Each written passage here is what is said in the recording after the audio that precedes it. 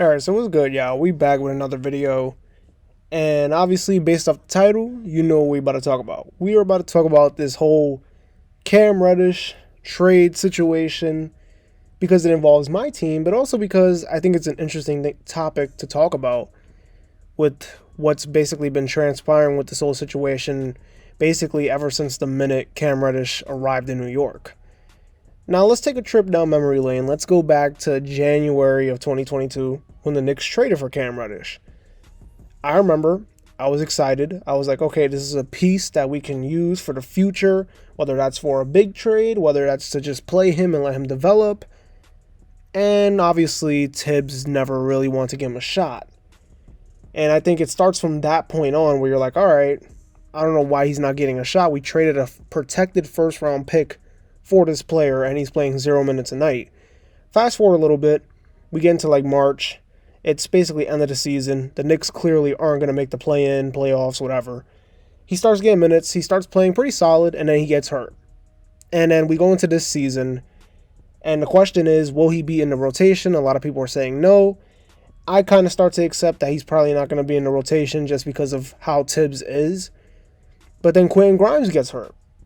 And then next thing you know, Cam Reddish has that great first game of the season.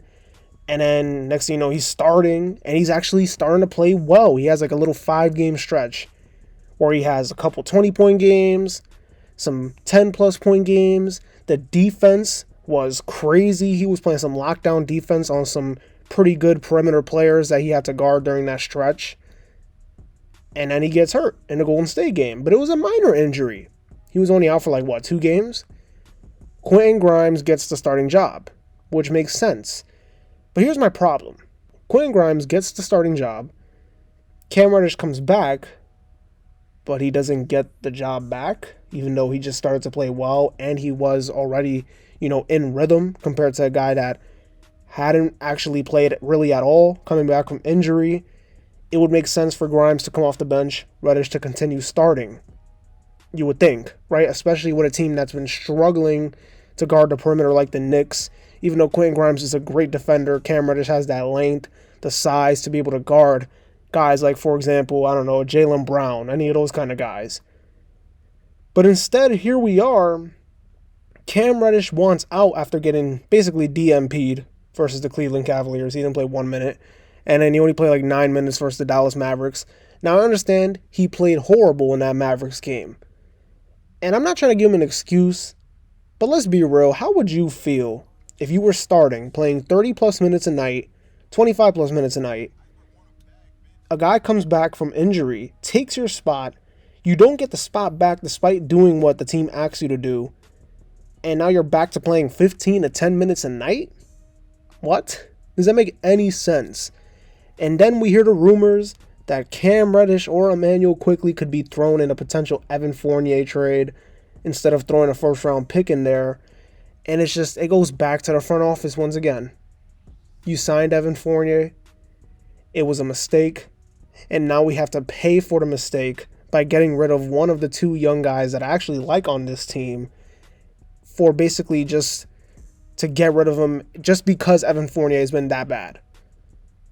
It's ridiculous. This team is ridiculous.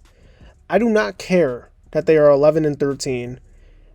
I'm getting to the point where you can say I'm a bad fan. I'm really hoping these dudes get fired. Like, I can't do it no more.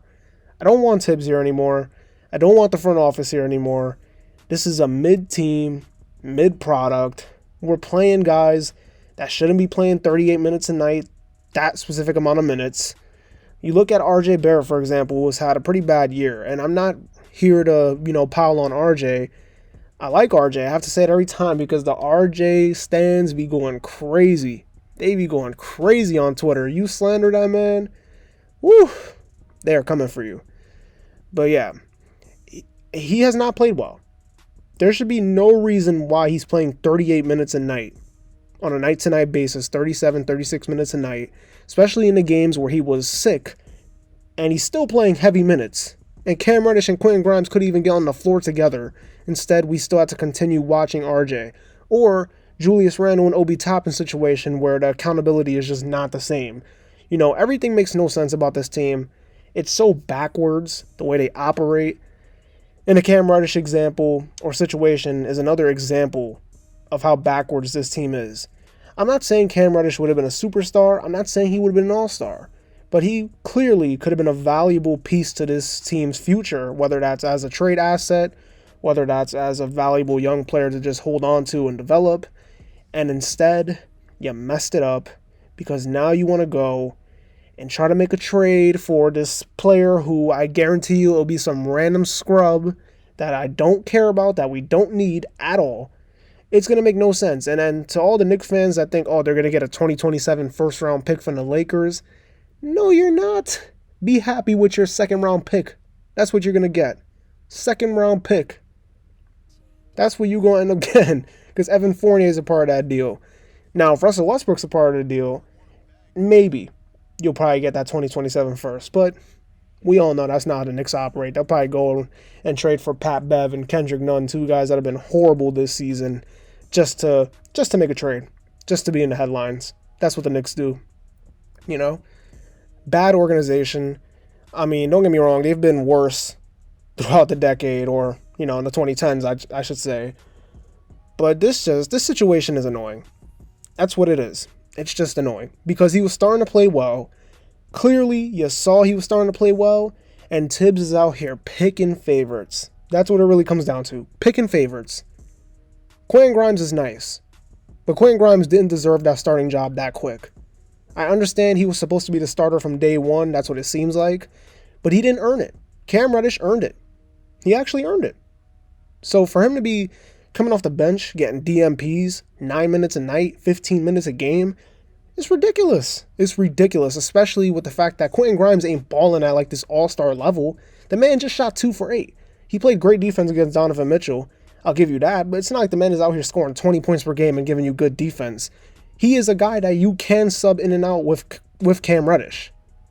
He's a guy you can do that with. But Tibbs don't want to operate that way. He just don't. You can call me a bad fan, but I wanted them to lose that game versus the Cavs so bad. So bad. Because I knew change would have happened. And every time I'm on Twitter, I hear people say, the Knicks operate more so like an entertainment business. They just want to put out a product just to be quote-unquote competitive. They don't care about the future of the team that much. And that's what it seems like. It just seems like they want to have the little tourists that go into the Garden just to enjoy a game. They want to appeal to them and give them what they want. And, if the Knicks lose by 2 versus the Milwaukee Bucks, hooray. That's what it seems like. It's just annoying. Team hasn't went through a rebuild. They don't want to go through a rebuild. They want to sit there and be mediocre until a star asks out for a trade, when it looks like right now a B-list kind of star is going to be the one to ask out.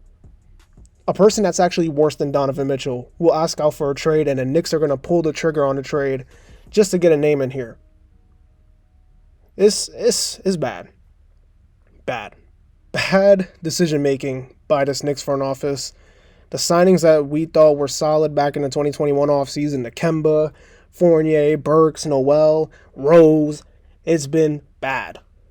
2022 offseason, Hartenstein, he actually should be better than what he is, but Tibbs just refuses to play him to his strengths. The passing ability that we were talking about, it's not used. It's not used. So he basically hasn't really been able to showcase anything. And then you got Jalen Brunson, who he's talented enough to the point where he's just a good signing overall. That's it. That's the only good signing they've done. The only one. And then when you look at the trades, who cares, right? They're just stacking up draft picks for what? For Zach LaVine?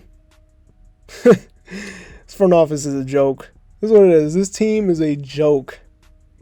I'm mad. I'm not even a Cam Reddish stan or a fan, whatever. Stan fans, the same thing, right? But I'm mad because we'd even give the man an opportunity. The Knicks want to preach accountability, but then when a man goes out there like RJ shooting 2 for 30, he continues to play 40 minutes a night, but Cam Reddish plays bad, and the man don't see the court the next night, or Obi Toppin goes out there and he travels. He comes out the game after 1 turnover, but I have to watch Julius Randle do his spin moves or his jab steps or his step back threes and early in the shot clock and miss. Just bad.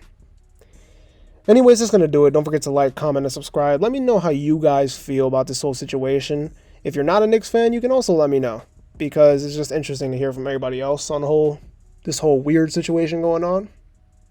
This has been the Checkup, where we talk hoops and hoops only, and I'll see y'all in the next video.